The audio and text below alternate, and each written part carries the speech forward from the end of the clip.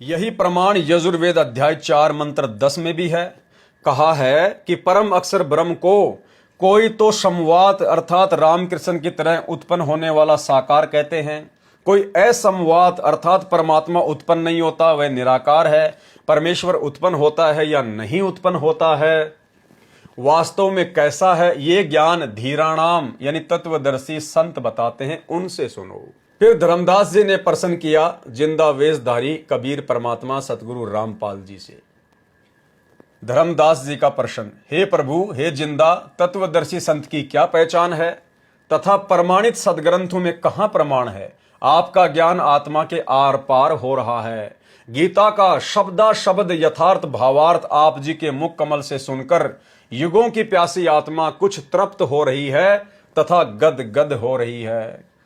फिर परमेश्वर ने क्या उत्तर दिया? जिंदा परमेश्वर जी का उत्तर, परमेश्वर ने बताया कि पहले तो लक्षण सुन तत्वदर्शी संत अर्थात पूर्ण ज्ञानी सतगुरु के। गुरु के लक्षण 4 बखाना, प्रथम वेद शास्त्र को ज्ञाना, दूजे हरि भक्ति मन कर्म वचन बानी, तीजे सम दृष्टि कर जानी, चौथे वेद विधि सब कर्मा, ये 4 गुरु गुण जानो मर्मा। कबीर सागर के अध्याय जीव धर्म बोध के प्रश्न नंबर 1960 पर ये अमृतवाणियां अंकित हैं। भावार्थ, जो तत्वदर्शी संत पूर्ण सतगुरु होगा उसमें 4 मुख्य गुण होते हैं। पहला क्या है? वह वेदों तथा अन्य सभी ग्रंथों का पूर्ण ज्ञानी होता है। गुरु के लक्षण 4 बखाना, प्रथम वेद शास्त्र को ज्ञाना। नंबर 2, दूसरे वह परमात्मा की भक्ति मन कर्म वचन से स्वयं करता है, केवल वक्ता वक्ता नहीं होता, उसकी करनी और कथनी में अंतर नहीं होता। नंबर 3, वह सर्व अनुयायियों को समान दृष्टि से देखता है, ऊंच नीच का भेद नहीं करता। नंबर 4, चौथे वह सर्व भक्ति कर्म वेदों के अनुसार करता तथा करवाता है, अर्थात शास्त्र अनुकूल भक्ति साधना करता तथा करवाता है। ये ऊपर का प्रमाण तो सूक्ष्म वेद में है जो परमेश्वर ने अपने मुख कमल से बोला है। अब आप जी को श्रीमद् भगवद गीता में प्रमाण दिखाते हैं कि तत्वदर्शी संत की क्या पहचान बताई है। और वर्तमान में भाई और बहनों, ये चारों विशेषता 21 ब्रह्मांड में सिर्फ और सिर्फ परम पूज्य परमेश्वर जगत के तारणहार सतगुरु रामपाल जी परमेश्वर जी में है, क्योंकि गुरुदेव भगवान पूर्ण सतगुरु हैं। पूर्ण सतगुरु स्वयं कबीर परमात्मा ही होते हैं। साहिब से सतगुरु भय, सतगुरु से भय संत, धर धर वेख विशाल अंग, ये खेल आदि और अंत।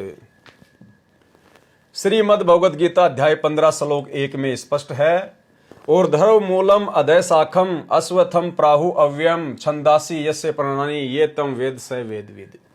अनुवाद किया है परमात्मा ने, ऊपर को मूल अर्थात जड़ वाला, नीचे को तीनों गुण रूपी शाखा वाला उल्टा लटका हुआ संसार रूपी पीपल का वृक्ष जानो। इसे अविनाशी कहते हैं क्योंकि उत्पत्ति प्रलय चक्र सदा चलता रहता है, जिस कारण से इसे अविनाशी कहा है। इस संसार रूपी वृक्ष के पत्ते आदि छंद हैं अर्थात भाग पार्ट हैं। ये तम वेद जो इस संसार रूपी वृक्ष के सर्व भागों को तत्व से जानता है, स यानी वह, वेदवित यानी वेद के तात्पर्य को जानने वाला अर्थात वह तत्वदर्शी संत है। जैसा कि गीता अध्याय 4 श्लोक 32 में कहा है कि परम अक्षर ब्रह्म स्वयं पृथ्वी पर प्रकट होकर अपने मुख कमल से तत्व ज्ञान विस्तार से बोलता है। तो आज भाई और बहनों, अपने मुख कमल से विस्तार से सन 1994 से ये तत्व ज्ञान कौन बोल रहे हैं? सतगुरु रामपाल जी परमेश्वर। और यहां क्या कहा गया है कि परम अक्षर ब्रह्म यानी कबीर परमात्मा स्वयं पृथ्वी पर प्रकट होकर अपने मुख कमल से तत्व ज्ञान विस्तार से बोलते हैं। तो आपने अंत में मानना पड़ेगा, अगर भक्ति सफल करनी है तो, कि एकमात्र तत्वदर्शी संत परम अक्षर ब्रह्म कबीर देव स्वयं सतगुरु रामपाल जी परमेश्वर हैं। परमेश्वर ने अपनी वाणी में अर्थात तत्व ज्ञान में बताया है, कबीर अक्षर पुरुष एक पेड़ है, क्षर पुरुष वाकी डार, तीनों देवा शाखा है, पात रूप संसार। भावार्थ है, जमीन से बाहर जो वृक्ष का हिस्सा है उसे तना कहते हैं। तना तो जानो अक्षर पुरुष, तने से कई मोटी डार निकलती हैं, उनमें से एक मोटी डार जानो क्षर पुरुष। उस डार से 3 शाखा निकलती हैं, उनको जानो तीनों देवता, रजगुण ब्रह्मा जी, सतगुण विष्णु जी, तथा तमगुण शिव शंकर जी। और इन शाखाओं को जो पत्ते लगते हैं उन पत्तों को संसार जानो। गीता अध्याय 15 श्लोक 1 से 4 में सांकेतिक विवरण है। तत्व ज्ञान में विस्तार से कहा गया है। पहले गीता ज्ञान के आधार से ही जानते हैं। गीता अध्याय 15 श्लोक 2 में कहते हैं कि संसार रूपी वृक्ष की तीनों गुण, रजगुण ब्रह्मा जी, सतगुण विष्णु जी तथा तमगुण शंकर जी रूपी शाखाएं हैं। ये ऊपर स्वर्ग लोक में तथा नीचे पाताल लोक में फैली हुई है। यानी तीनों लोकों पर ब्रह्मा विष्णु महेश जी एक एक विभाग के मंत्री के रूप में कार्य करते हैं। ब्रह्मा विष्णु महेश की शक्ति ऊपर स्वर्ग लोक में, हम जिस पृथ्वी लोक पर हैं ये बीच का लोक है, और नीचे पाताल लोक, तीनों लोकों में इनका प्रभुत्व है। अर्थात ये शाखाएं तीनों लोकों में ऊपर नीचे फैली हुई हैं। नोट, रजगुण ब्रह्मा, सतगुण विष्णु तथा तमगुण शंकर है। देखें प्रमाण निम्न प्रश्न के उत्तर में। प्रश्न, ये कहां प्रमाण है कि रजगुण ब्रह्मा है, सतगुण विष्णु तथा तमगुण शंकर है?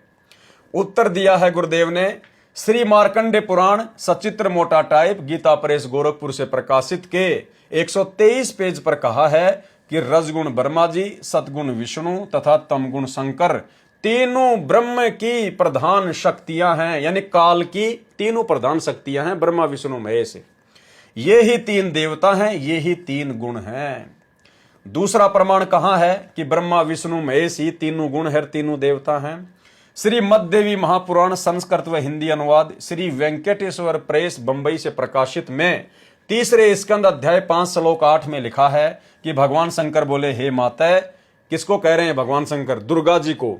हे माता, यदि आप हम पर दयालु हैं तो मुझे तमोगुण, ब्रह्मा को रजोगुण तथा विष्णु को शतोगुण युक्त क्यों किया? उपरोक्त परमाणु से सिद्ध हुआ रजगुण ब्रह्मा जी, सतगुण विष्णु जी तथा तमगुण शंकर जी हैं।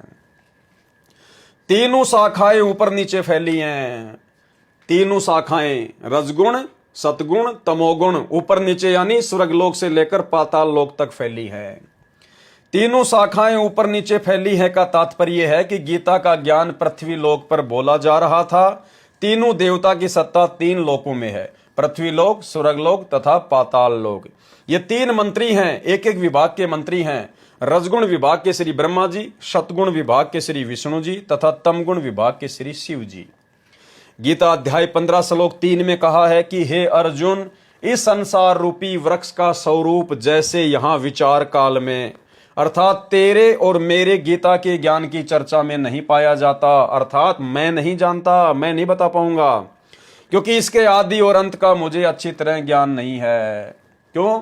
क्योंकि भाई और बहनों, जब परमेश्वर ने अक्षर पुरुष को, जो कि मानसरोवर में जाकर आनंद होकर सो गया था, उसको जगाने के लिए अपने शब्द से एक अंडे में आत्मा प्रवेश की, और अंडे को परमेश्वर ने जल में छोड़ा।